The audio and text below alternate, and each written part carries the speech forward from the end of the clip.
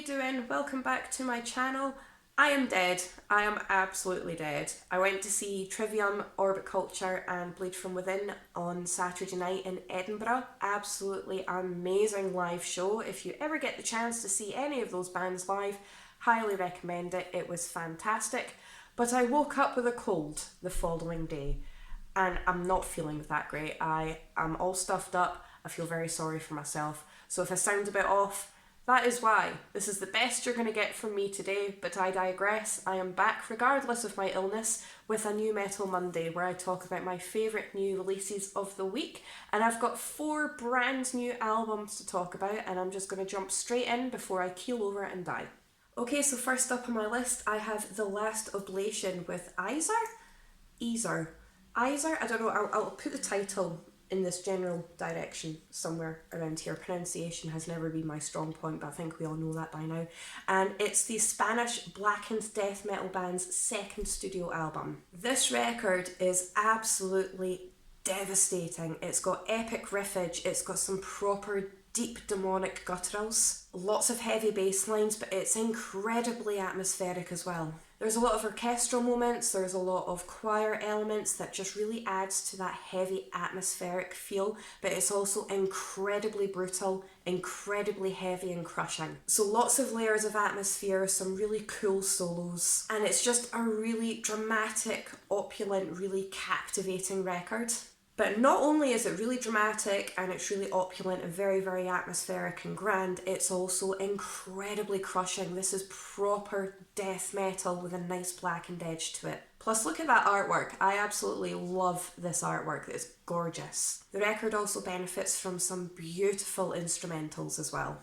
I can't possibly list my favourite tracks from this record because I genuinely loved it from beginning to end. But if you did like the previous Unblessed Divine, Atavistia and Fires in the Distance records that I've spoken about on this channel, you're definitely going to want to check this one out.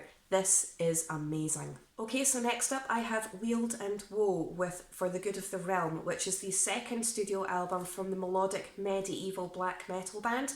Now the little history nerd that I am jumped all over this as soon as I saw that there was medieval elements in this record, and it did not disappoint. It is an absolutely fantastic combination of classic black metal and instrumental elements from the medieval era. This is an absolutely beautiful record full of epic riffage, some proper dramatic effects, haunting chants, stunning melodics, and it just creates this perfect balance of devastating black metal and proper dramatic sophistication. But yes, it's very, very atmospheric, which is what I'm all about on this channel.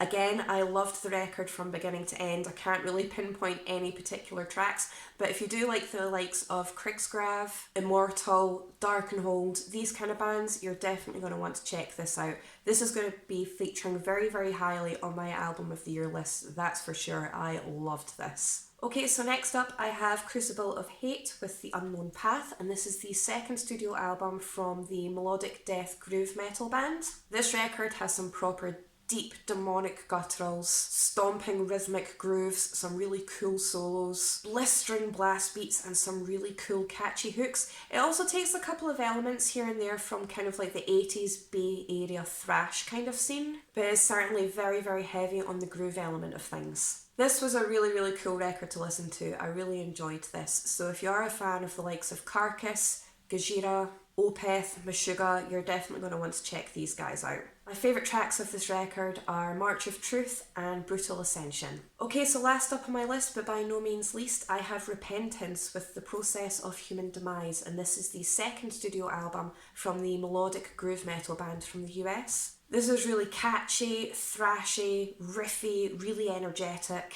It's really, really heavy, and this record does not hang around at all. Really catchy hooks, neck-breaking attitude, some proper frantic shredding, absolutely blistering drums and some proper harsh, raspy vocals. It also features guest spots from Fear Factory's new vocalist Milo Silvestro and also Trivium's guitarist Corey. So if you are a fan of the likes of Hatebreed, Machine Head, Pantera, Chimera, you're definitely going to want to check these guys out. This was a really fun record to listen to.